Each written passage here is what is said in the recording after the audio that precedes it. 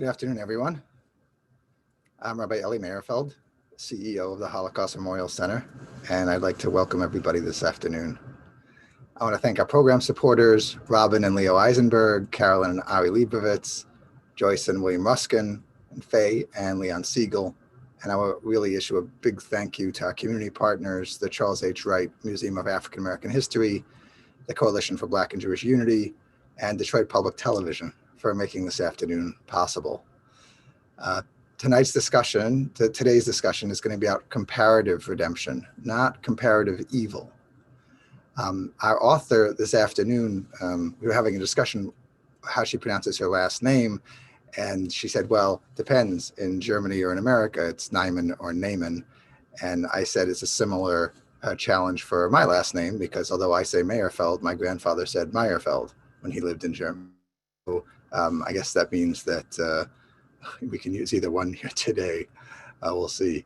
But she brings Susan Neiman brings a unique perspective. She's born as a white woman in segregated South, but spent much of her adult life as a Jewish woman in Berlin. This afternoon, we will hear about how Germany has confronted its past in the Holocaust, and perhaps what can be learned as America continues to do so with its history of slavery and racial discrimination. Can we compare the processes that were meant to heal such historic events? I'd like now to welcome the president and CEO of the Charles H. Wright Museum, Neil Barkley, to introduce our guest speakers. Thank you, Rabbi Meyerfeld. I'm Neil Barkley, the president and CEO of the Charles H. Wright Museum of African American History. We are proud to be community partners for this important program. It is my pleasure to introduce the participants in this afternoon's discussion. Jenn White is a seasoned journalist and is currently the host of National Public Radio's 1A. A native of Detroit, a graduate of the University of Michigan, she has worked in public radio since 1999. White worked at public radio station WBEZ in Chicago, and prior to that, she was the local host of All Things Considered at Michigan Radio. Susan Neiman is director of the Einstein Forum in Brandenburg, Germany. She earned a Master of Arts and PhD in philosophy from Harvard University. Neiman has served as associate professor of philosophy at Tel Aviv University and Yale University. She is the author of several books, including Slow Fire, Jewish Notes from Berlin. Her book, Learning from the Germans, Race and the Memory of Evil, is the focus of today's discussion. Welcome, Susan and Jenn.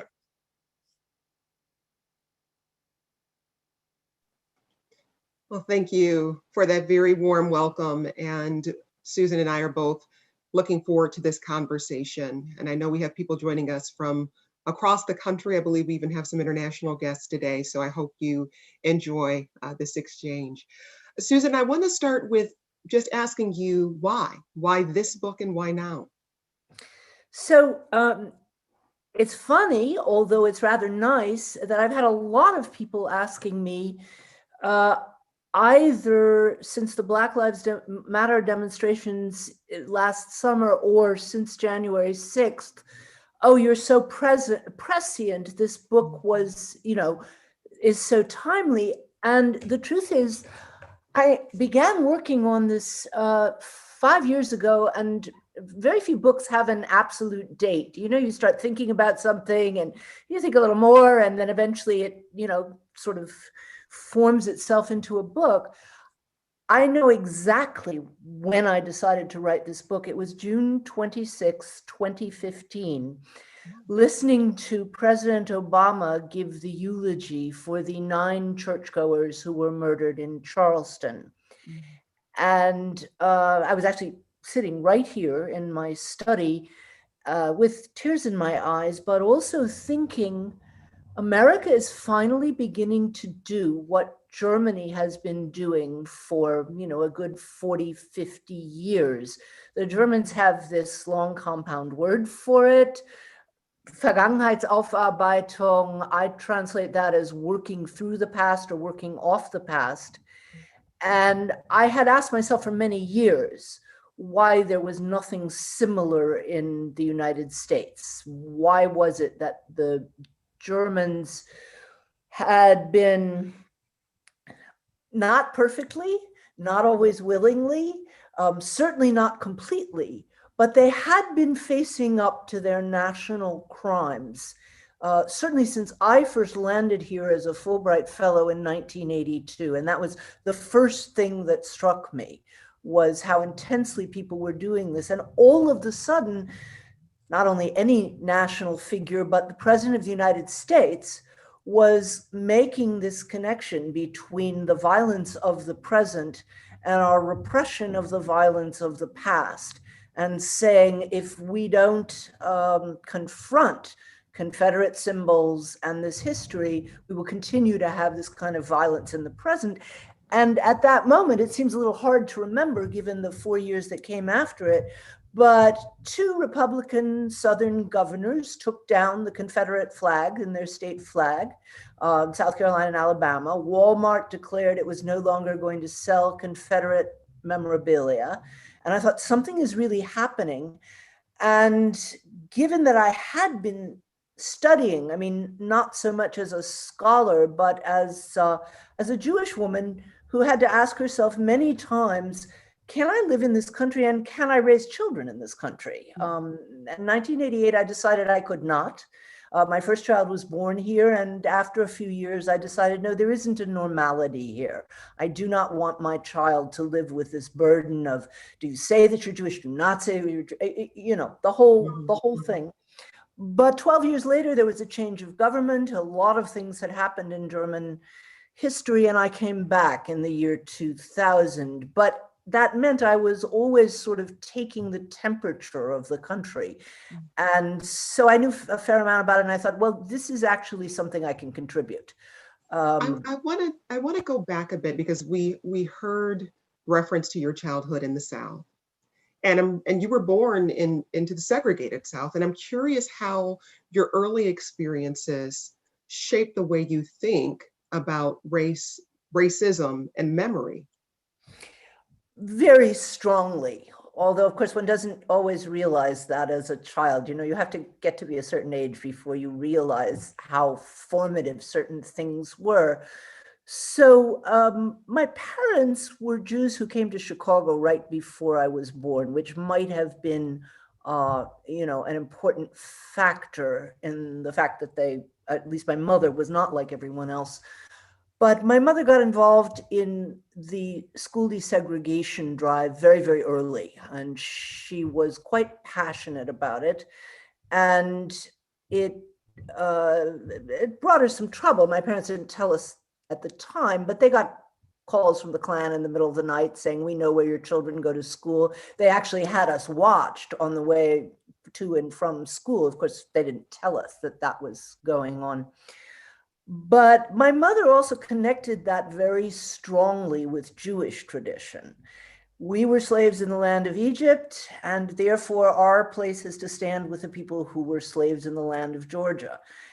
You know, she wasn't an intellectual, she didn't have a complicated theory of history, but she had a strong sense of right and wrong, and that was simply what I learned at home.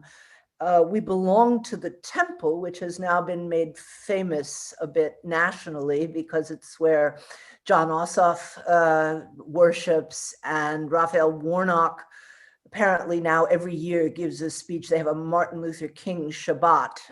This is not been a long time since I lived in Atlanta, but I was following the Georgia election very, very closely and was pleased to see that they had a long tradition of having Reverend Warnock speak at the Shabbat. Not every member of the Jewish community held my mother's version of Jewish theology. There were plenty of people who were scared. There had been a lynching of a Jew in living memory in Atlanta. And so there were many Atlanta Jews who did not want to get involved. But that wasn't the case of our rabbi, and that wasn't the case of my mother. And so that just seemed like the right thing to do. And I think the other thing that was important growing up in that atmosphere was the sense that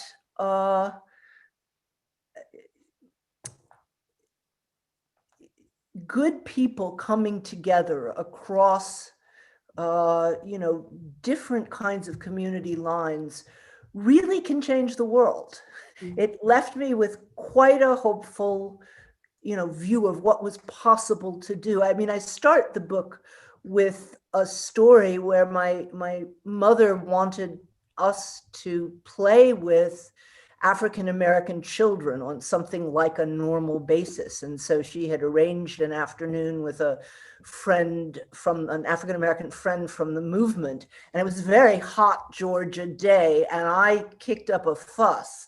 Why can't we go to the swimming pool, And so all of that was very present to me. Of course, I was on the privileged side of the color line, although it should be noted, Jews were not allowed to belong to the same country clubs that non-Jewish white people belonged to. So there was still some discrimination against Jews, but of course it wasn't the same kind of thing. I'd just like to take a moment to say that the thing that has made me happiest about the reception of this book in America is the number of Jewish organizations, Holocaust museums, Holocaust research centers who have been interested enough to ask me to speak. And I see that the Holocaust Center is partnering with the African American Museum, and that there's even a coalition for Black Jewish unity. I'm immensely heartened by that, because I might have thought that the kind of spirit that I grew up in, look, we have different but similar histories, we ought to stand together. I had thought that was on the wane. And I really think it's not. I just have too much evidence to the contrary. And of course, we saw the Georgia election with Senators Warnock and Ossoff really campaigning together and talking about the kind of solidarity that there was during the civil rights movement that I remember from my childhood. So it's not all bad news out there. It was great. We got some questions submitted prior to the event. And this one came from Ruth, who asks, given that the American and German experiences, cultures, and histories are so different, what questions should guide an American discussion about how to move forward in our race relations? And I want to reference something you wrote in the introduction to your book, quote, seen in one light, the differences between German and American racist histories are glaring. Seen in another, what's clear is what the similarities can teach us about guilt, atonement, memory, and oblivion, and the presence of past in preparing for the future. Let's start with the differences you reference in that passage. So the first difference that people often point to is, look, slavery was over 170 years ago, and why is this still a problem? Whereas the German history of explicit racial persecution and genocide was much shorter, and it was over much more recently. So how can they be compared? And actually, I think there's an easy answer to that question. I think most white Americans do not know about the ways in which, as Brian Stevenson puts it, slavery evolved for 100 years. And, it didn't just evolve through racial prejudice, it evolved through law and terror. And I didn't know this. I must say, the degree to which it was the case is something that I really had to learn when I was doing the research for this book. Interestingly enough, though, I feel like I'm a child of the civil rights movement. It was, just around me all the time. I was in a theater group with Dr. King's children. I mean, it was just, that was the milieu that I grew up in. We didn't talk a lot about history. There was too much to deal with in the present. There were still people getting killed for registering voters in Mississippi. There were still, schools were still segregated, pools were still segregated. And so there wasn't much of a focus on that history. It's my own view. I think, it's controversial because many people still do use the expression Jim Crow. I believe that Jim Crow is a piece of that repression of the history. because if you call that entire 90 to 100-year period, depending on where you think it ended, I would say it ended with, at least legally, with the passage of the Civil Rights Bill. So that's 100 years. If you call that Jim Crow, you have in your mind an image of a racist minstrel in blackface. And that's embarrassing. That's, not something that most of us could imagine finding funny or interesting today. But you don't have an image of somebody being tortured to death, okay? And so, I'm on a bit of a campaign to get rid of the words Jim Crow and substitute what Brian Stevenson uses, the age of racial terror, is I think a much better, or Bell Hooks calls it the age of apartheid. I would take either of those terms. So I think once you realize that perversions or evolutions of slavery persisted 100 years after slavery, that difference is really not so great. Well, it's interesting because, and this is something we've spoken about. I think there's also this sense that the history you're describing is somewhere in the distant past, when, as you said, you were born into a segregated America. My parents were as well. It could be argued that they weren't full citizens of this country until the Voting Rights Act passed in the 1960s, when they were well into their adulthood. Why do you think we have that relationship with America's history, and how does it prevent us from having the kinds of conversations we need to have? Well, there are an awful lot of people who wanted us to look at history that way. And, that brings me to one of the great similarities, actually, between Germany and America, which is the lost cause myth, which of course was incredibly prevalent, and in many ways still is. And we're not just talking about the South, and we're not just talking about a bunch of old white racists.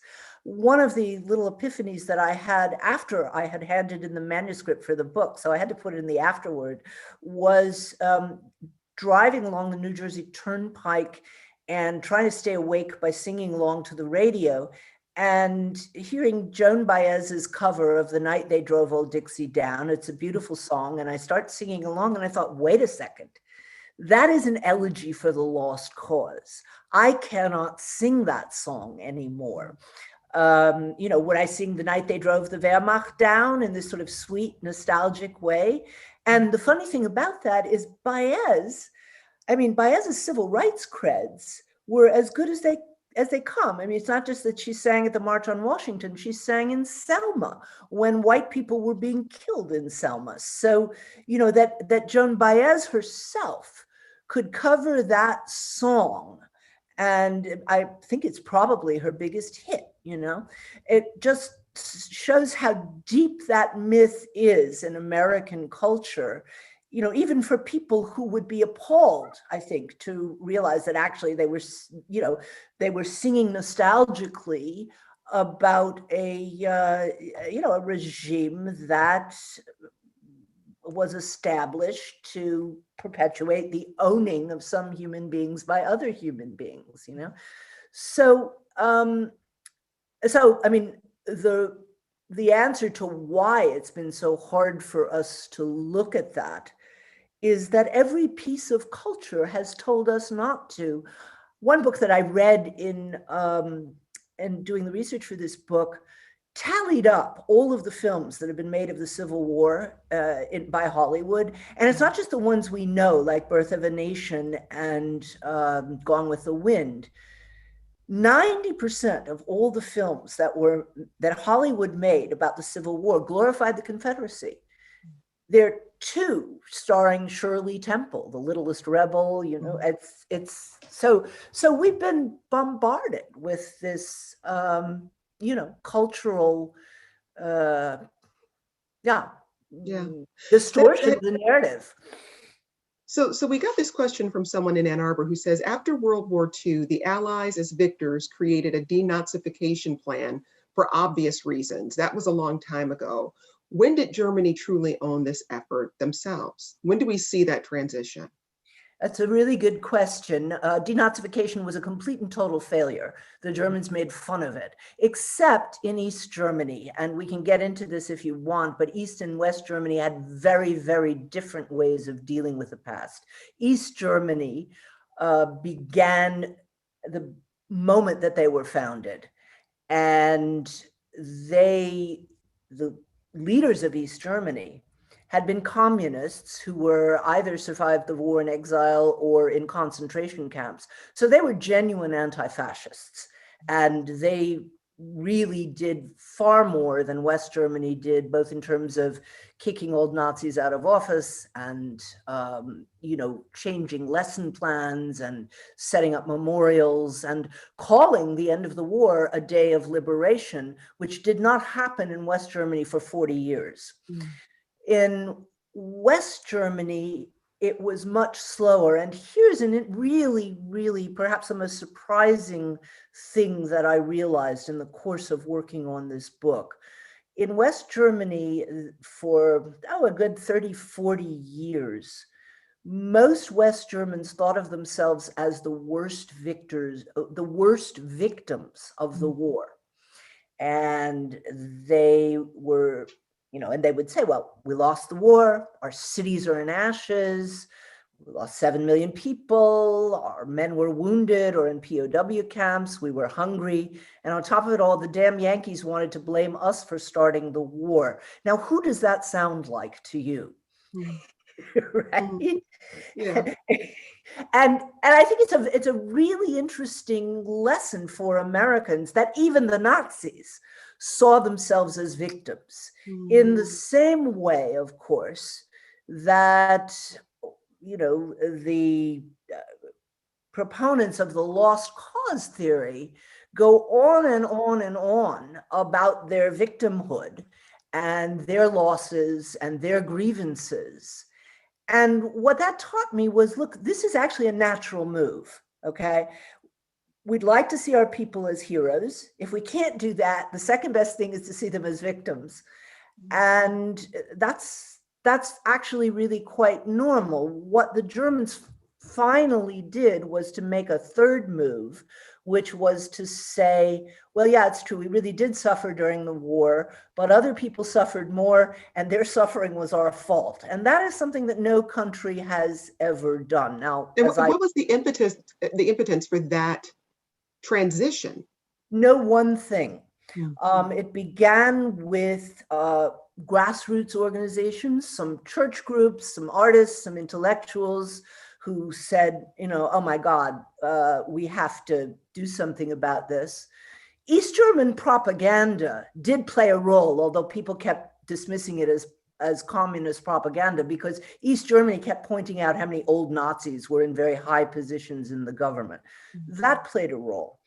The Eichmann trial, and what was more important in Germany in 1964, there was the Auschwitz trial in Frankfurt, and a lot of people read about that. So that was something that that happened, that affected people, especially young people in the 60s. You had the beginning of survivor narratives, people actually reading what it was like to be on the other side. And all of that kind of blew up in the 60s, the late 60s in West Germany, so that, yes, they were protesting against various things, including the war in Vietnam, but the thing that they were protesting the most was their parents and their teachers. And there was a lot of rage. And so that, it was a slow process. There wasn't a single thing one can point to, oh yes, this film was shown on television and 30 million people watched it, and that was a moment. But it was I suppose we could use the old-fashioned word, or slightly old-fashioned word, consciousness raising. It was a process of slow consciousness raising. So you talked a lot about the mythology surrounding the Confederacy. But there's another very powerful myth in the United States, and that's the myth of the American dream, that if you just apply yourself, work hard enough, you can achieve all of your goals. And it ignores some of the systemic issues in place in our nation. And I just wonder how that mythology. I found this on the web. Oh, my watch is talking to me for some reason. I wonder how that mythology creates a barrier to grappling with America's racial history, and whether there's some similarity you see in Germany. You know, one way in which I think Germany is ahead of us is they are, and this is Europe in general. Europe is used to thinking in systematic terms. Europe does think about class, for example, which is not something we do very much in America. We're beginning to talk about race. I think we also need to talk about class, because the myth of if you work hard enough, you'll make it is, of course, something that has had an impact on poor or less wealthy white people, as well as it has on Black people. The idea that, and then you can point, of course, to the people that's true of. Barack Obama, it really was true. His mother woke him up at 4 a.m. in Indonesia to make him study English because she wasn't happy about his English lessons, and he kept working hard. And yes, so you do have people of whom that's true. But the exceptions, I believe, prove the rule. We do not think about the systematic barriers to people flourishing and developing their talents. It is a very, I do think it's the most prominent, the myth is more prominent in America than anywhere else. And it's something that we need to begin to look at more closely. I think we often assume that historians and other scholars will accurately capture history and provide the context we need to gain understanding. But what are the limitations of scholarship, especially in the face of personal memory, when we're trying to grapple with history? What lessons can we take away from Germany? That's a very good question.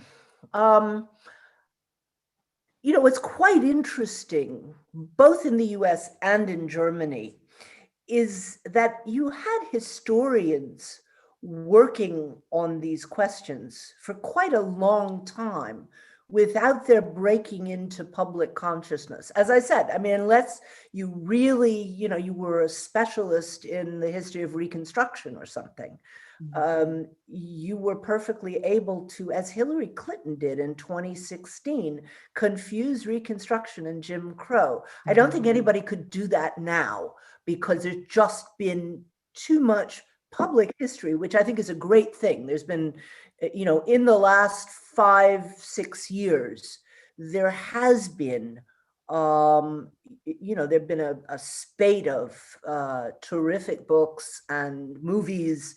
And, it's very hard to read a good mainstream newspaper without learning stuff that, just wasn't part of the common store of knowledge that everybody was expected to know even 5 years ago. So we are making progress. How history and personal memory fit together is, I think, something that needs to be negotiated every single time, and do we trust historians? How far can we trust historians? There's some very good historians out there who I think, and I think history itself has begun to work more with personal memory and, testimony and all of those kinds of resources that traditional historians did much less of, to incorporate them. But I do think I do think one has to be very careful not to let personal memory entirely substitute for history. I think they need to be in conversation with each other all the time. So the state of Michigan has 6 hours of mandated Holocaust and genocide education for 8th through 12th graders. As you know, there's been a rise in anti-Semitism and hate crimes in recent years. What do you think about mandated Holocaust education, African American history? How much of a difference does that make in confronting prejudice? So this is going to be I could get in trouble with a lot of people for saying this. I'm actually not a fan of either women's history, nor African American history, nor even, I suspect, depending on how it's done, of Holocaust history, because I think that's putting them in a ghetto. I think all of those things should be part of American history. I think, every American history course should talk about, should read Frederick Douglass and talk about John Brown and et cetera, et cetera, et cetera. And I worry that by having things like a Black History Month, it means we can forget about Black history for the other 11 months of the year. My very strong preference would be to treat all, women, African Americans, Native peoples, etc., as part of as vitally part of American history as they were, and that should be mandated. It seems to me that is, it should be mandated that every history course and every history curriculum include, and one can argue about who exactly and what exactly should be covered, but I think that's actually much more important than sectioning off genocide history or Holocaust history or African American history. When we look to Germany, what sorts of social studies curriculum do they include in their schools?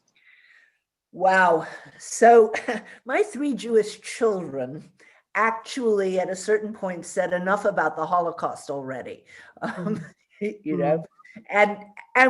one does need to think about doing an overload, but it isn't just that they learn about the Holocaust in history courses.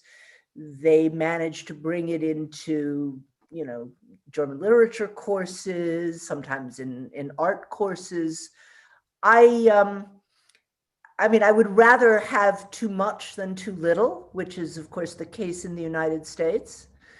But I do think, I do think that, again, it always depends on what it's done. Individual teachers really do make all the difference. You can design a curriculum as you want, and everything does depend on which teacher is, passionate and thoughtful in the classroom. But anyway, they do talk in many, many ways about the Holocaust.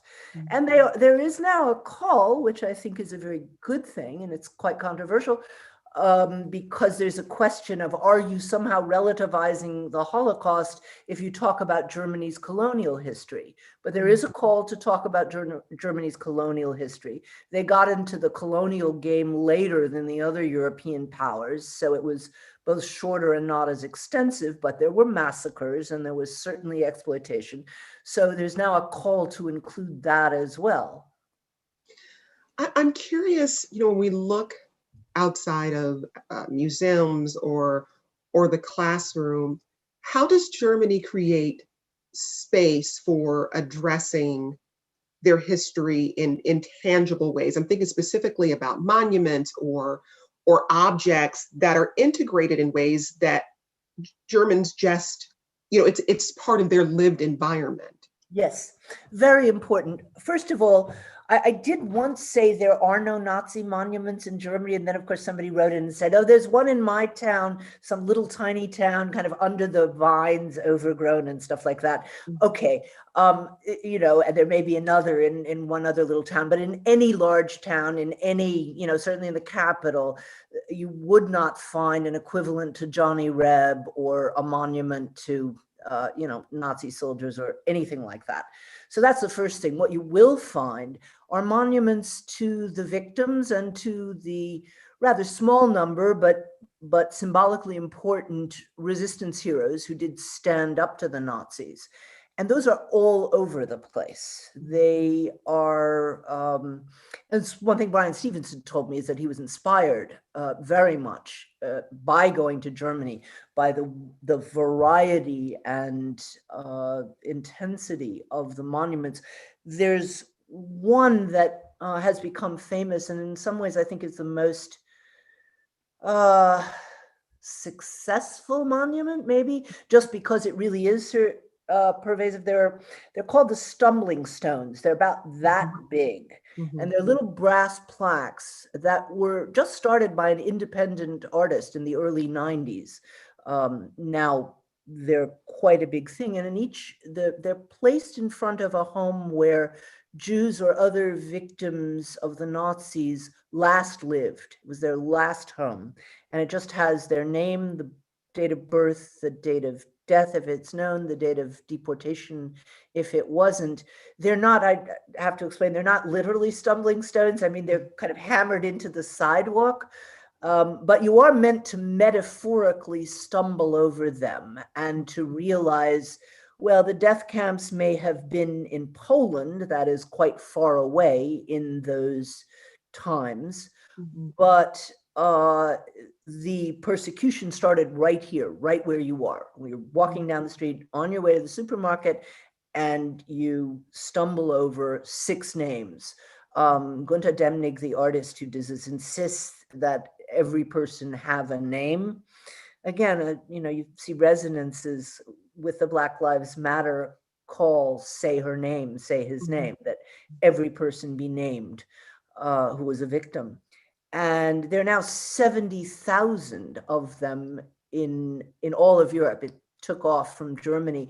And the interesting thing is people apply to have them done. I think if they're actually applying for a relative, they don't have to pay anything.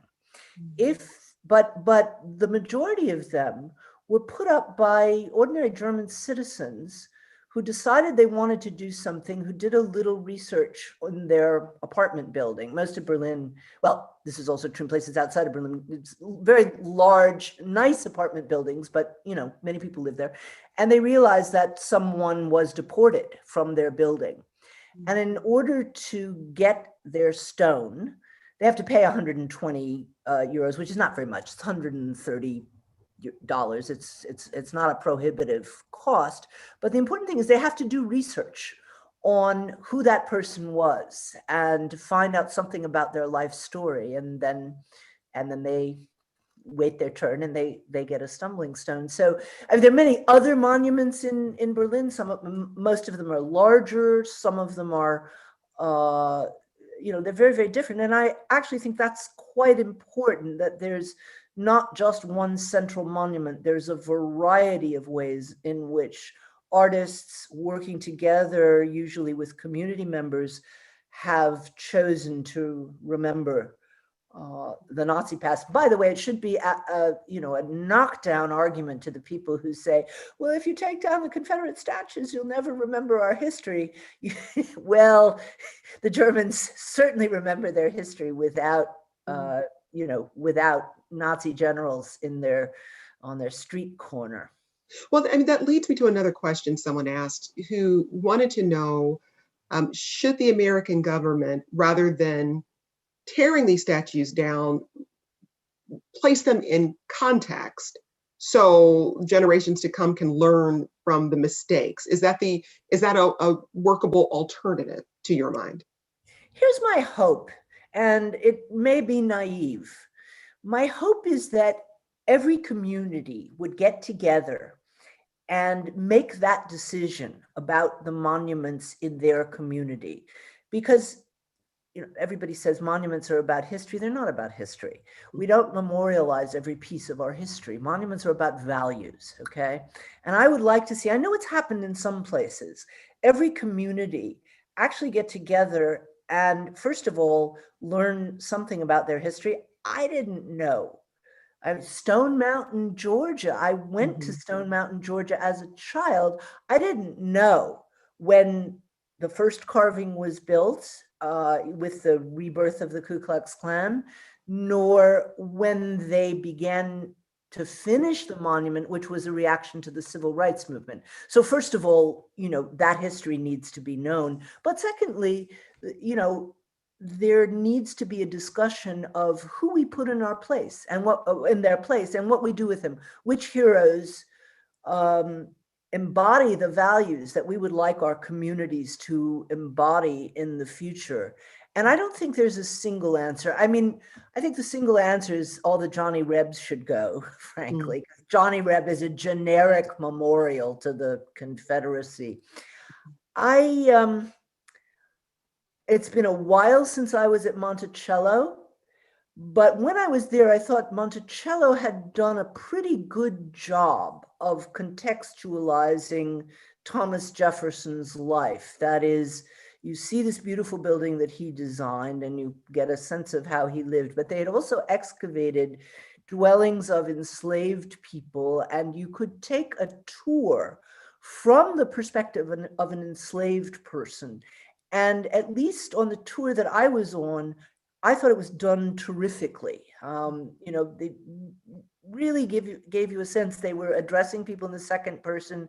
Now, supposing you were enslaved and you married someone on the next plantation, well, maybe you could see each other on Sundays. It was just, it made it quite dramatic. And I can imagine that sort of contextualization for some monuments.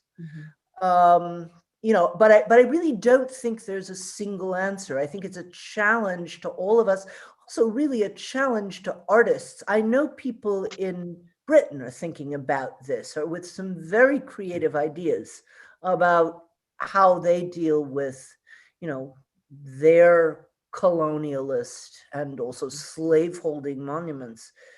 I know people like to have a formula that they can apply to, but I don't think it works that way. And I don't think that I think we would be making a huge mistake in a slightly Stalinist direction if there were a government order that listed, all of these have to go and all of these can stay and so on, because we would lose the possibility to learn from them. That said, I should say that what they've done in Berlin is to create a museum for the monuments that they think don't belong in public space.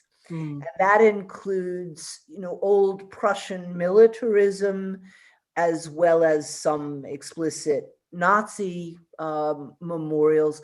And they've done it quite interestingly because they've deliberately taken them off of pedestals. So you're supposed to touch them and children are supposed to climb on them and perhaps make fun of them. It's, that's also an alternative. We got this question from Larry in Ann Arbor, who asks, can the US ever get to the point of banning symbols and insightful paraphernalia of our darkest hours? What limitations on speech doesn't prevent Germany from having the laws against Nazism? And as you know, Susan, the First Amendment is such a closely held, dearly held belief and practice here in the US. But what are your thoughts around that? My thought is that the rise of terrorist social media, false, deliberate disinformation, and things like the insurrection at the Capitol really should lead us to rethink our First Amendment fundamentalism. I mean, as we all know, you don't have the freedom to shout fire in a public, in a public theater. So thinking along those lines, and that's Oliver Wendell Holmes, that's, the revered Supreme Court justice. I really think we need to think about, what are the analogies to shouting fire in a public theater, or in a crowded theater, I think he said. So I welcome the fact that swastikas are banned here.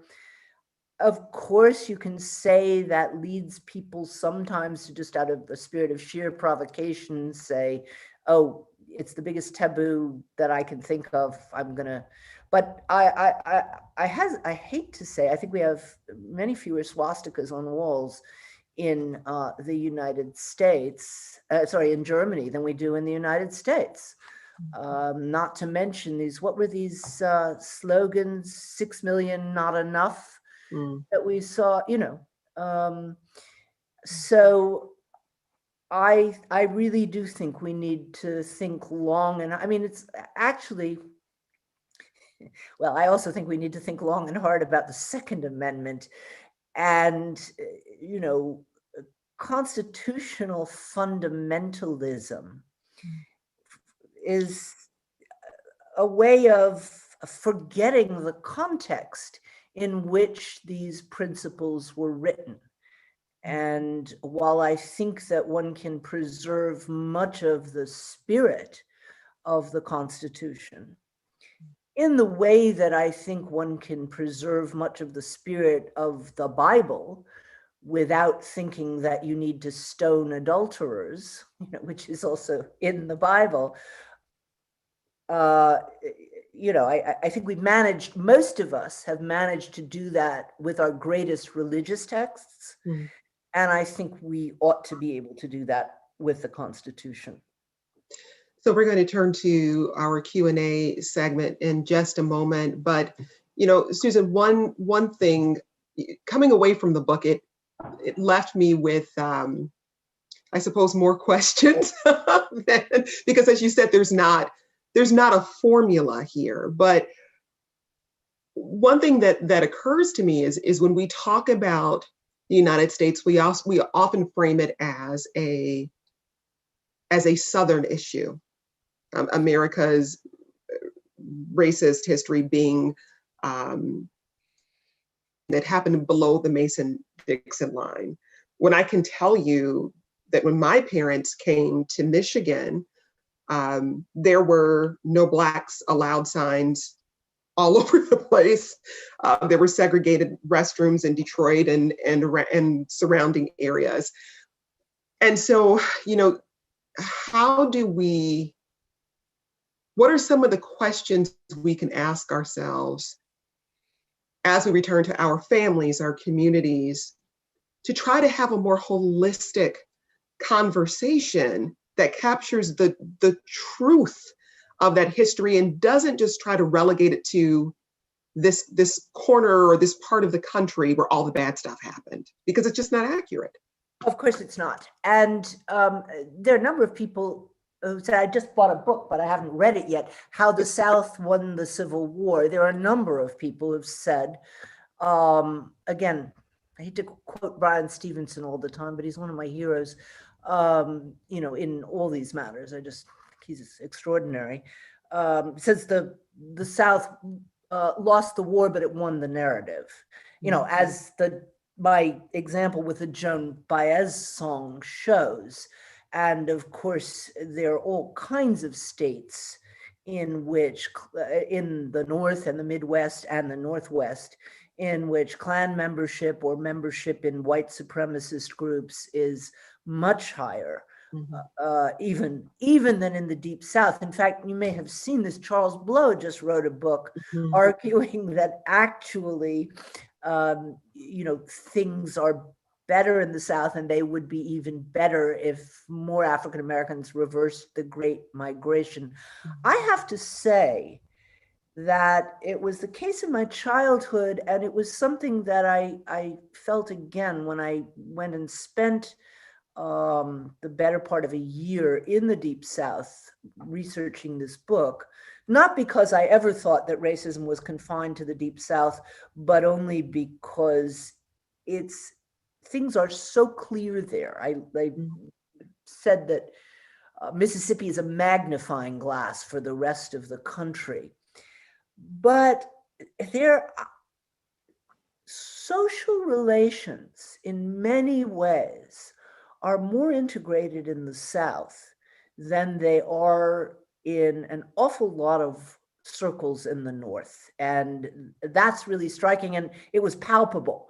I mean, even in Mississippi, you just see more friends having lunch together in a racially mixed group than you do in plenty of places that I have lived in the North. So it is certainly not a Southern problem, but that is something that, of course, the South gets quite annoyed because they know that people in the North have seen this as a Southern problem, and that they're getting all the blame for it. And I think that's true. It's a way of, passing off the problem elsewhere. How that needs to change, again, through these conversations, I feel that the conversation really has changed in the last 5 years. And I'd be curious to know your perspective on that. It just seems to me that there are more Black authors, more Black filmmakers, more Black actors, more concern to show an African-American perspective, either on recent history or, on contemporary events that are just much more evident than anything I can remember, let's say 5, 6, 7 years back. Do you think that's true? Is that? To a degree, I think there is definitely more visibility now than there was before. Yeah. I speaking as a journalist, I can say the conversations we've been having, especially in the last 2 newsrooms I've been in, have really focused on this idea of nothing about us without us. So when we're having conversations about different communities, rather than having these talking heads come in to talk about what's happening in these communities, how do we center the voices of people and their lived experiences in the conversation we're having about them? And that changes the way you cover certain issues. What I will say though is that there is still, I experience a deep resistance, not from everyone, but there's still this sort of knee-jerk resistance to talking about systemic and structural issues, especially ones that are based in race or in racism. So when we have conversations about, for instance, U.S. housing policy and how that housing policy was racist from its beginnings, and how it limited Black wealth acquisition and how it led to, the segregated neighborhoods we live in now, there is this resistance to those conversations that I think ties back to that American dream mythology. It's because they rub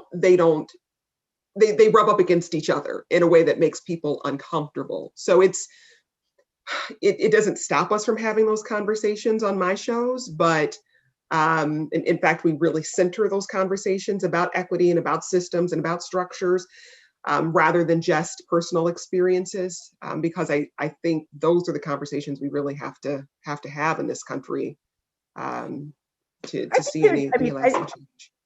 I think it's not just the American myth. I think that, really having those conversations would require facing just how long this persevered. And that brings up guilt because, white people can say, it's true of my family, but it's true of most white people in this country, were born after the Civil War. I mean, their ancestors immigrated after the Civil War and all of these waves of immigration. It's actually Black people who have been here in the majority much longer than we have now. So, it's easy to say, well, my ancestors didn't own any slaves and they weren't part of the Confederacy and they went to Chicago. But, if your father, grandfather got a mortgage on the GI Bill, without that was your family's entry into the middle class. Yeah. And, that. Yeah. I mean, my grandfather was a World War II veteran. And when he returned to the US, he did not return as a full citizen. And Right. so, again, I think it's difficult for people to wrap their heads around that history and acknowledge that it is recent history. This isn't something that happened outside of our lifetimes. I know I want to make sure we get to some questions. I just want to say one more thing. Sure. I'm happy to go on. Look, I get your caveat. I get the idea that, yeah, there's more representation, but there's still a problem of addressing systemic racism. Look, I just looked up this number. 57 African Americans, despite the Black Lives Matter movement, which was the largest social movement in American history, 57 African Americans were killed by police after George Floyd.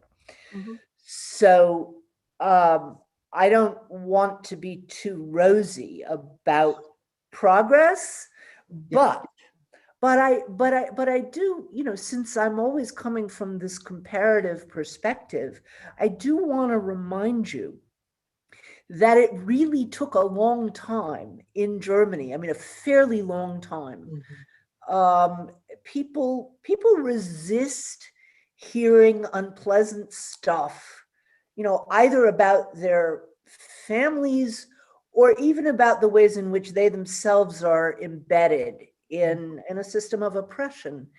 And it got chipped away by all of these cultural things. I mean, like the newscasts that you're doing and lots of people are doing now. And I really do notice a big difference in the last few years. So, well, that's heartening. As someone who's engaged in the work every day, I think sometimes it can be hard for us to get a gauge because the news never stops. Right. Let's turn to Hi. I hope I'm saying your name correctly. They ask, how did post-war Germany handle cultural personalities that used to be sympathetic with the Nazis before the war, but were not actively involved in the Nazi party? Were these personalities and their works promoted, or were they banned in post-war era Germany? Well, again, one has to distinguish between East and West. In Germany, they all had great careers. In fact, in West Germany, in fact, many Nazis had great careers. Both in cultural production, but also, in universities and in justice departments and in the government. So, I mean, gosh, if you didn't even belong to the party, you were scot-free. And even people who did belong to the party were, had absolutely no trouble. In East Germany, there were basically no cultural figures at all who had belonged to the Nazi party or even had, been not significantly opposed to them. So there was a very big difference in cultural production. And it's quite interesting. West Germany was basically making the German equivalent of films like Gone with the Wind. They were called Heimatfilm, and they were these sort of bucolic, isn't it lovely in the Alps in Bavaria or something.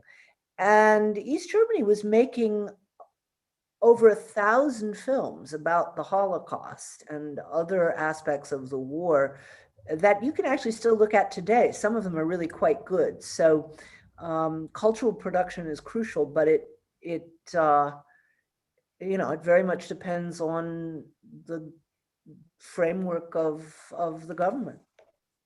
We got this question from Reginald, who says, I really enjoyed this book thus far because of the types of questions you tie together and ask us to ponder in tandem. When you open up reconciliation and reparation, what were Germany's most important steps? So West Germany paid reparations both to individual Holocaust survivors and to the state of Israel very early, beginning in 1952. I guess the negotiations began in 52 and payments came in 53. The majority of Germans were opposed to them at the time. They were also quite stingy. I mean, there were not large reparations paid to actual victims of the Holocaust, although they got something. And it was a very difficult procedure for getting them. What was worse, but they did pay, and they basically paid kind of for two reasons. They hoped to get back into the good graces of the West. And there was also an undercurrent of anti-Semitism in the move to pay reparations, because they really did think Jews controlled the world and the world economy, so they better get on their good side by paying some reparations. There were some people who thought they were genuinely owed, but that was not a majority opinion. And the bargain was, we will pay if you will let us shut up and not insist that old Nazis not serve in the government and stop the denazification programs, which had already stopped actually before reparations began, a couple of years before. We'll pay rather than doing a real reconciliation. So oddly enough, the real reconciliation came much later, basically, as I said before, kind of pushed by grassroots movements more than anything else. There was a second amount of reparations that were finally paid in 2000, and that was quite different. That was first of all, it was a different government. It was the Social Democratic Party, who had been persecuted and driven into exile or prison during the Nazi period. So they too were deeply anti-fascists. And they paid reparations to all of those people who hadn't been paid reparations before. And it was a partly government and partly business financed program, which was a good thing and something that we might want to consider if we're considering this question in the United States. There are a lot of companies that profited for a very long time on slave labor, but they also included, very importantly, an educational program. The foundation is called Memory, Responsibility, and the Future. So they did not want to make the mistake that was made in the 50s. So I think I know we're already over time as anticipated, but I want to try to get in a couple of additional questions. This one comes from Carol, who says, with all of the work and education done in Germany, how do you explain the rise in anti-Semitism today in Germany? Yeah. I hate to say it, but anti-Semitism is on the rise everywhere. Yeah. There were more American Jews murdered in the United States in the last couple of years than anywhere else in the world. It gives me no pleasure to say that, but anti-Semitism is an international problem, as is nationalism and xenophobia all over the place. If you compare, and unfortunately, we do have a right-wing party, now a far right-wing party that is both anti-immigrant and anti-facing the Nazi past. Interestingly enough, they have tried very hard to recruit Jews. They've tried to be Philosopher. They're not very many, but who saw through it. I was approached by them at a certain point, and I said, if you think you can recruit me with your Islamophobia, no chance. I'm not. And I named a German Jewish author who is Islamophobic and has moved very far to the right. And this politician looked at me and he said, oh, do Jews have different opinions? Which was pretty funny if anybody's ever known any Jews. So they do a kind of philo-Semitism which distracts from the rest of their racism, something that you see in other countries, like in Viktor Orban's Hungary at the moment, but who makes, common cause with certain right-wing groups in Israel, but is in fact, very anti-Semitic and xenophobic in general. If you look at all of Germany's neighbors, again, it doesn't make me happy to say this, but if you look at Poland, Hungary, Austria, Switzerland, and France, the percentage of far right people voting for far right parties or supporting far right parties and supporting anti-Semitism is much lower than ours. And, we had an unprecedented welcoming of immigrants 5 years ago, and people continuing to help. I think most of the immigrants who came in 2015 are fully integrated into German society, but you had a massive movement of people volunteering to help out mostly Syrian immigrants. And you did not see that in other parts of Europe to anything like that degree. And I can only chalk that up to Vergangenheitsaufarbeitung, this work in facing the crimes of the past. Well, let's end on this question. Trying to get back to it. This came from an anonymous attendee who says, I think about the idea that perpetrators rarely take on the work of healing. Rather, it always lays on the victims of violence to do the work of repair on oneself or collectively. What ways are both white Americans and German citizens with family ties to their checkered pasts doing that healing work? Very good question. And,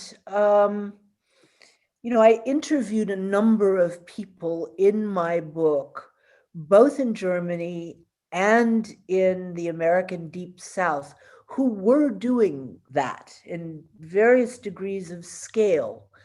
One of the major figures in this, in the German movement, who's written about it and funded huge exhibitions and all of that. His father wasn't actually a member of the Nazi Party for whatever reasons, but he was a war profiteur and a friend of Goering's and made a fortune with a cigarette monopoly during the Second World War. And this person has spent most of his life trying to figure out what would be the honorable thing to do with that fortune. And he's done it, again, both in funding all these initiatives, but also in writing and thinking about it. And, my question has always been, what leads somebody to do that? Because he says his cousins, none of his brothers were alive. His cousins are not interested. He's a particularly intelligent and a particularly moral man, but of course he couldn't say. And I asked the same question. There is a little organization in Holly Springs, Mississippi called Behind the Big House. Maybe if you've ever been to one of these southern, they like to fix up their antebellum houses. They like to put on hoop skirts. It's part of the nostalgia for the lost cause. There are a number of these festivals that they have in the spring in different parts of the South. But there was a small group of white citizens in this little town, Holly Springs, which apparently was a huge cotton place. And they decided, they owned some of these antebellum houses, but they hired an African-American anthropologist to excavate the dwellings of enslaved people. And they decided to spend a lot of money and a lot of time bringing up this history. And it's a kind of counter performance to the festival that focuses on the hoop skirts and the mahogany stairways. And I also asked the two of the men who were involved in this, what made you decide to do this? And the only kind of common thread that I could find between them was that both of them had spent some time, not just outside Mississippi, but outside the US. And that allowed them to look on the way they had been raised with a kind of foreign eye and think, maybe all the assumptions I grew up with weren't right. But I don't have I couldn't get either in Germany or in talking to some people doing this work in places in America, I couldn't get a real answer. And as a philosopher, I've got to say, freedom is a mystery. It really is. What leads people to suddenly decide, we all know, we all really basically do know the difference between right and wrong, but the freedom to stand up and say, you know what, I'm going to ignore whatever, violence or just simply embarrassment, or, my community is going to find me weird. I'm going to stand up on the side of justice. That's a mystery. And I'm not sure that it's bad that it's a mystery. I think that is human freedom. And that's that's perhaps the most beautiful thing about us, that sometimes some people do. Well, Susan, it's been a great pleasure talking to you. Thank you for making the time for us. Thank you for everyone who submitted questions to the conversation. It's been great. Well, thank you, Jen. It was really a pleasure to listen to your questions, and I hope we get to meet IRL sometime. I'd love to hear more about your perspective on these questions from the newsroom as an African American, because you're producing the programs. I'm watching them, and I think they're really getting better. So, thank you so much. In real life, one day. Take care. Thank you both, Jen and Susan. This has been a great program, and really thought-provoking. And I hope everybody's going to take something away from this that they're going to think about for the future as well. So just want to thank you both for really a powerful program. To learn more about the Wright Museum's upcoming speaker program on reparations, which is upcoming, visit thewright.org, THEWRIGHT.org. Invite you to watch those programs. And then our next program is Holocaust Memorial Center. Next event is going to be on March 1st. It features Sarah Megan Thomas, who's the actress, screenwriter, and producer of a movie called A Call to Spy, which is inspired by the true stories of World War II female spies in Nazi-occupied Europe. And to learn more, visit our home site, holocaustcenter.org. I want to thank everybody for joining us, and have a great afternoon. Thank you, everyone.